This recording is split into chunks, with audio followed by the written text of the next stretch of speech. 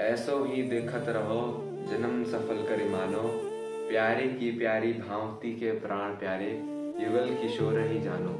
छिल ना डरो पल हूं न इतोत, रहो एक ही तानो। श्री हरिदास के स्वामी श्यामा, कुंज बिहारी मन रानो। जब बात श्रीधाम वृंदावन की चल रही हो तो फिर बिहारी जी से कैसे दूर रहा जा सकता है। इन्हीं बिहारी जी का आज यानी कि बिहार पंचमी को आज इनका प्रागट्य हुआ था, आज इनका जन्मदिन है। आज ही के दिन श्री स्वामी हरिदास जी ने हमारे बिहारी जी को प्रकट किया था। ये जो हम आज बिहारी जी देख रहे हैं मंदिरों में जाके, इतनी लंबी लंबी लाइनें लग रही हैं इनके लिए, वृंदावन के आज जो राजा बने बैठे हैं, इस राजा को, इन राजा को श्री स्वामी हरिदास जी ने आज ही के दिन प्रकट किया निधिवन में। निधिवन राज में उनके प्रेम की वजह से और बाकी हम जैसे लोगों पर कृपा करने के लिए श्री बिहारी जी इस धरती पर आए। अब बात ये आती है कि भाई विग्रह ही तो है, यानी कि मूर्ति तो है, बिहारी जी में ऐसी क्या खास बात है। भाई खास बात तो यह है कि ये कोई विग्रह ही नहीं है, ये मूर्ति तो है नहीं, ये साक्षात प्रगट रूप है उन ठाकुर का जो उस धाम में बैठ के नित्य विहार, नित्य केली करते हैं। तो अब बात फिर एक और आ जाती है कि जब भाई अपने धाम में ठाकुर जी अच्छे से थे, कोई उन्हें दिक्कत नहीं थी, तो वो यहाँ क्यों आए और यहाँ के फिर क्यों, कैसे आ गए यहाँ पे। वो उस धाम को छोड़ के अपने, जहाँ पे वो राधा रानी के साथ, श्री जी के साथ निरंतर विहार करने, उसको छोड़ के यहाँ क्यों आए। इसका सिर्फ एक ही उत्तर है, हमारे लिए आए। और उनको कोई आवश्यकता नहीं थी आने की। उनके मन में इतना प्रेम उमड़ रहा था, ठाकुर जी के मन में, बिहारी जी के मन में इतना प्रेम उमड़ रहा था, इतनी करुणा, इतनी दया आ रही थी उनके मन में कि भाई मैं कब जाऊं, मैं अपने लोगों से मिलूं, मैं कब जाऊं इनको दर्शन दूं। सबकी सामर्थ्य तो है नहीं उस स्थिति को प्राप्त करने की कि बस आंख बंद करे या अपनी खुली आंखों से दर्शन करे और वो सामने स्वरूप प्रकट हो जाए। इसलिए वो बिहारी जी के रूप में आ गए और बोले कि भाई कोई पात्र हो तो सही, कोई पात्र ना हो तो सही, बस इतना करना है कि वृंदावन में आके मंदिर में खड़े हो जाना है, मैं दर्शन खुद दे दूंगा तुम्हें, बाकी तुम्हें कुछ करने की जरूरत नहीं है। ये करुणा है बिहारी जी की। अब आज बिहार पंचमी है, यानी कि हैप्पी बर्थडे उनका। तो आज ये पहले हम बात करते हैं कि इनका प्रागट्य कैसे हुआ। तो स्वामी हरिदास जी, जो जिनको ललिता जी का स्वरूप माना जाता है, और ऐसा कहा जाता है कि जो रसिक शब्द है, रसिक शब्द जो सार्थक हुआ है, वो स्वामी हरिदास जी की वजह से हुआ है।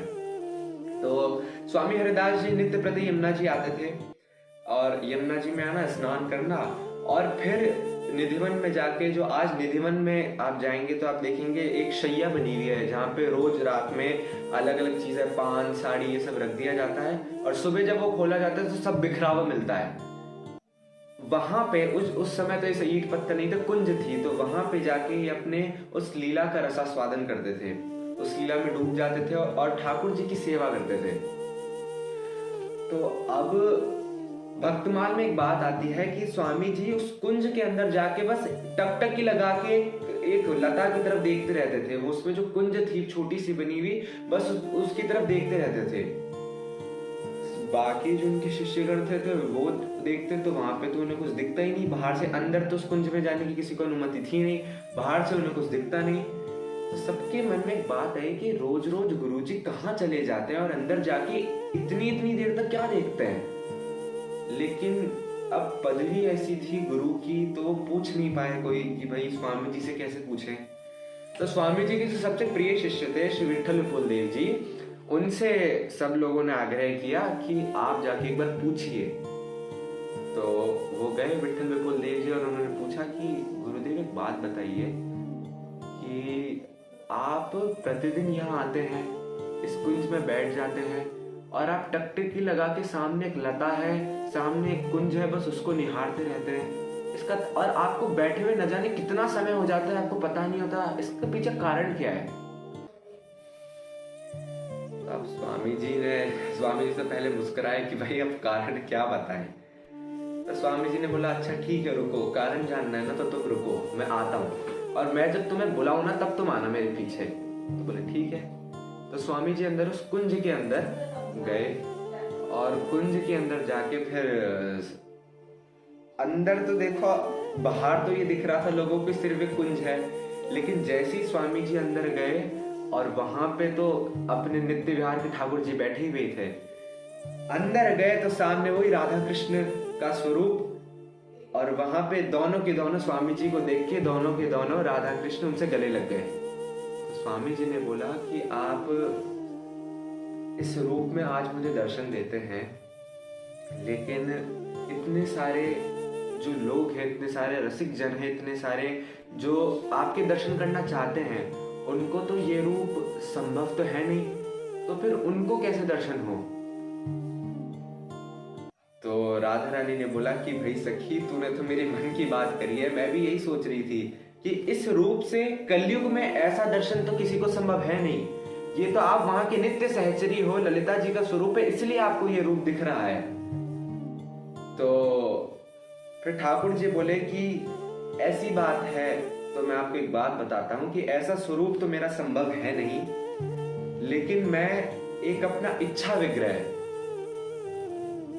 प्रकट कर दूंगा और एक गादी के रूप में श्री जी विराजमान रहेगी और इच्छा विग्रह के रूप में मैं विराजमान रहूंगा। उसमें और मेरे में कोई अंतर नहीं होगा। बस अंतर सिर्फ इतना है कि अगर कोई रसिक उस दृष्टि से हमको देखेगा तो उसको वही दर्शन होंगे जो आज आपको हो रहे हैं, लेकिन अगर कोई पात्र नहीं है, वो अगर हमको देखेंगे तो हम उनको इस इच्छा विग्रह के रूप में, यानी कि जो आज बिहारी जी का रूप है, उस विग्रह में उनके दर्शन होंगे।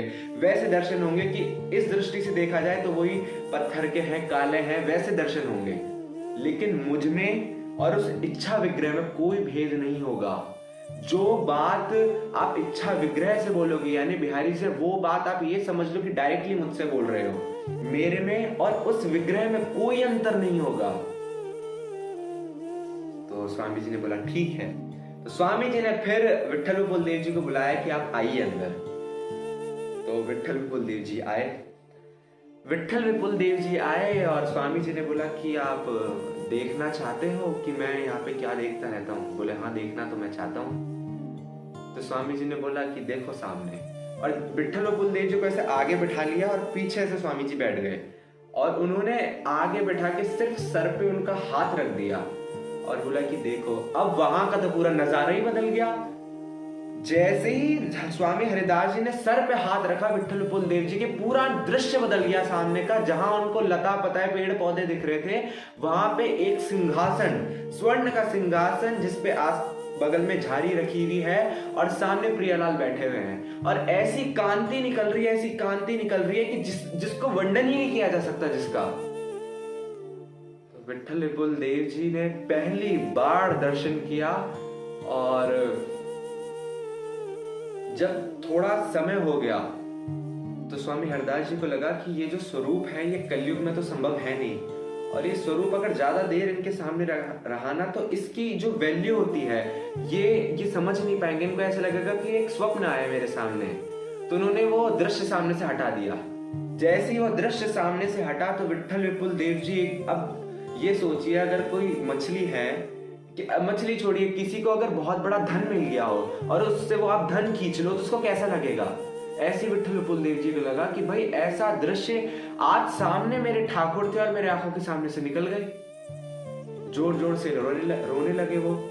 तो स्वामी हरिदास जी को फिर दया आई और उन्होंने फिर स्वरूप का दर्शन कराया और स्वामी हरिदास जी बाहर आ गए। जब दोबारा उन्होंने बोला स्वामी हरिदास जी ने कि चलो दर्शन करो, तो उनको फिर श्री बिहारी जी महाराज के रूप में उनके दर्शन हुए, और उन्हीं बिहारी जी को लेके श्री विट्ठल विपुल देव जी उस कुंज से बाहर आए, और कुंज से बाहर आते ही सबने जय जयकार लगाई कि स्वामी हरिदास जी के लाडली श्री कुंज बिहारी सरकार की जय। और फिर स्वामी जी ने एक पद गाया, केलीमाल का जो प्रथम पद है कि मायरे सहज जोरी प्रकट वही, जुरंग की गौर श्याम घन दामिनी जैसे ही। पहला पद है केलीमाल का, ये इन्होंने गाया। तो अब एक और यहाँ पे बात आती है कि जब बिहारी जी प्रकट हो गए, बिहारी जी सामने आ गए सब रसिकों के, तो बहुत बहुत जरूरी बात है ये।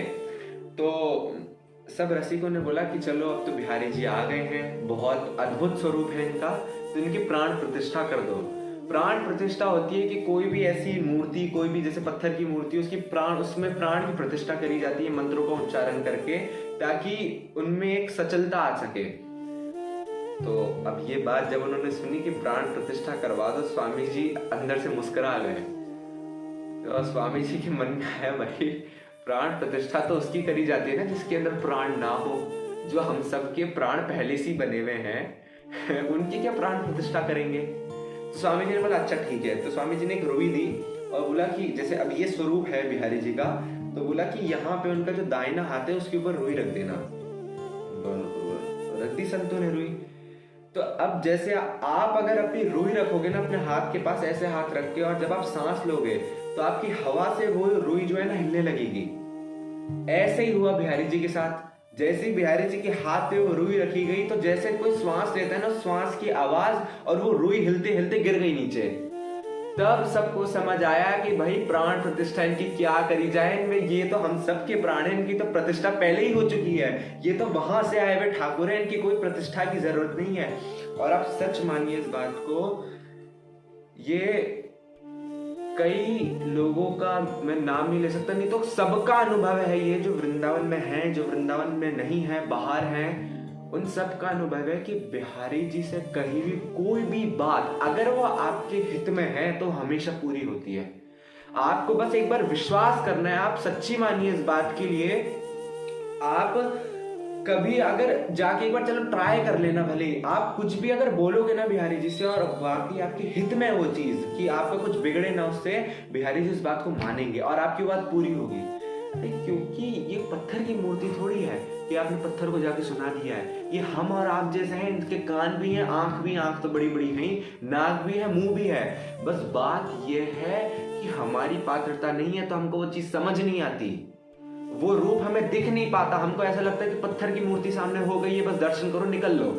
बात ये नहीं है। आप वहां जाके खड़े, वहां भी नहीं जा सकते तो बस बिहारी जी को पुकार के अगर कोई बात बोली जाए ना, आप वाकई, मैं बोलना बहुत कुछ चाहता हूँ लेकिन यहाँ मैं बोल नहीं पा रहा क्योंकि कुछ बात ऐसी होती है जो बताने लायक नहीं होती है।